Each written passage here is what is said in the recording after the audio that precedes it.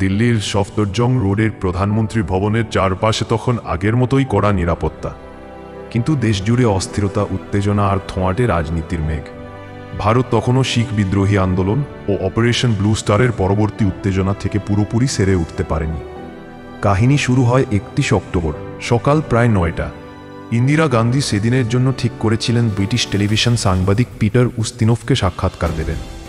শান্ত স্বাভাবিক সকাল, কেউ ভাবতে পারেনি কয়েক মিনিটের মধ্যে ইতিহাস বদলে যাবে। ইন্দিরা গান্ধী বাড়ির ভেতর থেকে বেরিয়ে আসছেন, পরনে সাদা শাড়ি, উপর দিয়ে লাল শাল, হালকা হাসি মুখে।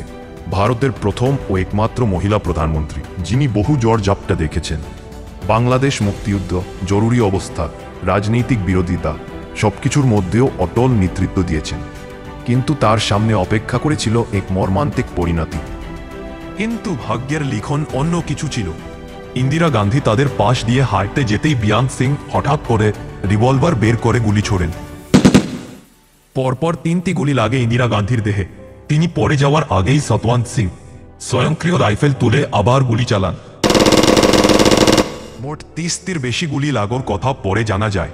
পুরো এলাকা মুহূর্তেই স্তব্ধ। সেকেন্ডের মধ্যেই দেহরক্ষীরা ছুটে আসে, কেউ চিৎকার করছে, কেউ ভয়ে জমে গেছে।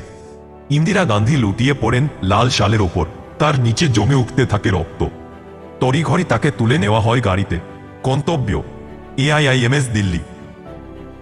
হাসপাতালের করিডোরে তখন বিশৃঙ্খলা। চিকিৎসকরা প্রাণপণ চেষ্টা করলেও ইন্দিরা গান্ধীকে আর ফিরিয়ে আনা যায়নি। সকাল 9:30 তার মৃত্যু নিশ্চিত হয়, কিন্তু ঘোষণা করা হয় দুপুরে। দেশকে প্রস্তুত করতে সময় নেওয়া হয়।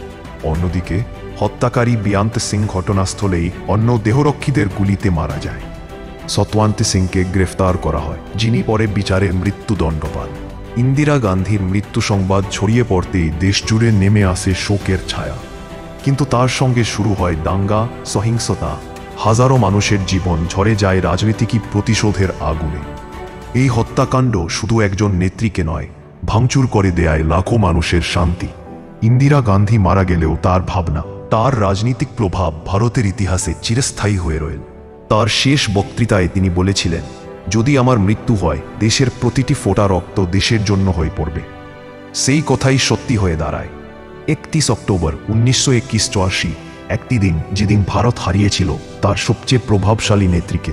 আর ইতিহাসে লেখা হয়েছিল এক মর্মান্তিক অধ্যায়।